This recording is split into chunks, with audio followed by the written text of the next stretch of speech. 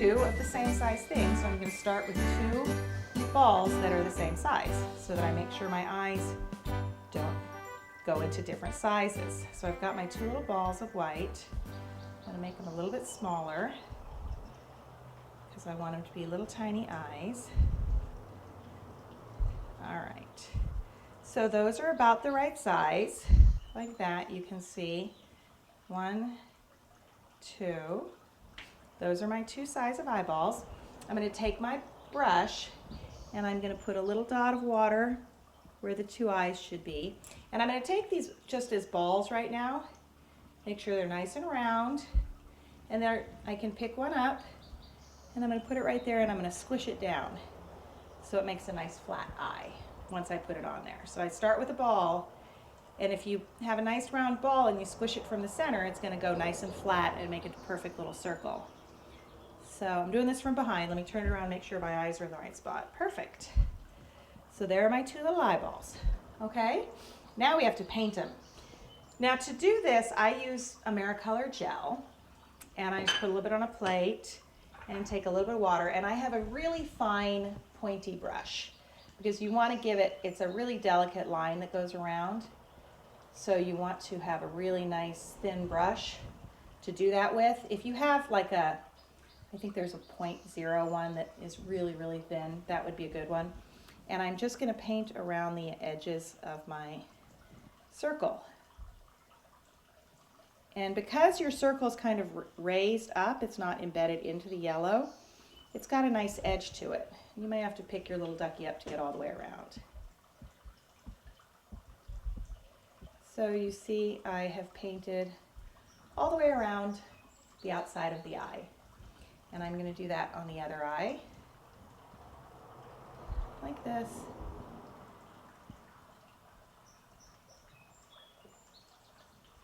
And go all the way around the edge.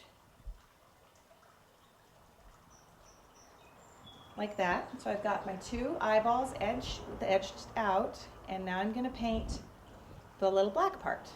So I'm going to take my fine brush again, and I'm going to make a little circle, a little round circle in the eyeball, like that.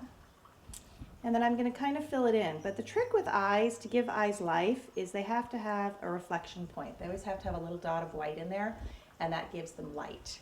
And so you want to leave a little bit of white in the center so that it has a little life to it.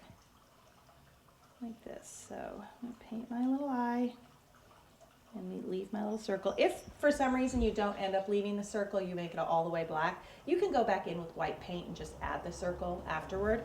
I like to do it in as few steps as possible, so I try to leave it if I can. So there's my eyes, my eyeballs, like that. And then the last thing I'm going to do, because I have little girl duckies, is I'm going to give her a little bit of lashes. So I'm going to take my nice thin brush and just go shoot, like this, and give her a couple of little lashes on one side, and then the same on the other. Do a little more water here. I know you guys can't see that from here, but let me just see if I can do it this way. Just do it a little like this, and like that. And finish that, touch up that edge. And there you have your little girl ducky. Now I'm noticing those lashes are a little darker, so I'm going to thicken these up a little bit so that they match. There you go. And there's your little ducky. So now we have a couple little duckies, and you can make 2 or 3 of those to put on top of your cake. So now we're going to go and start actually decorating our cake.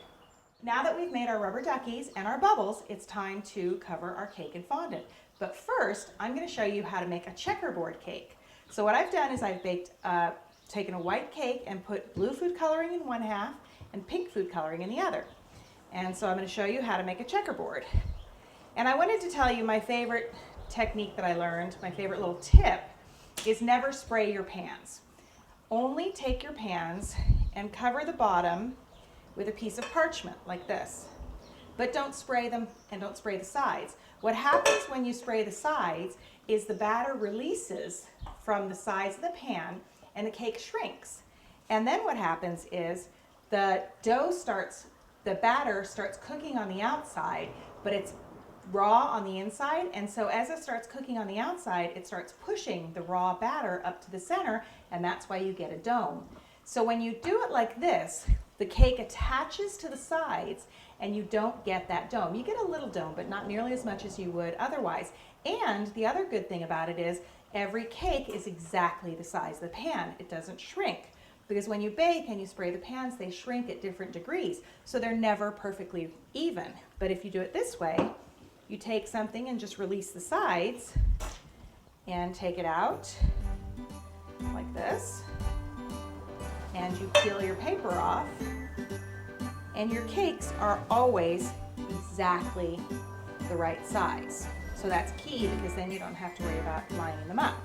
All right, so now we've done that, I'm going to show you how to make a checkerboard.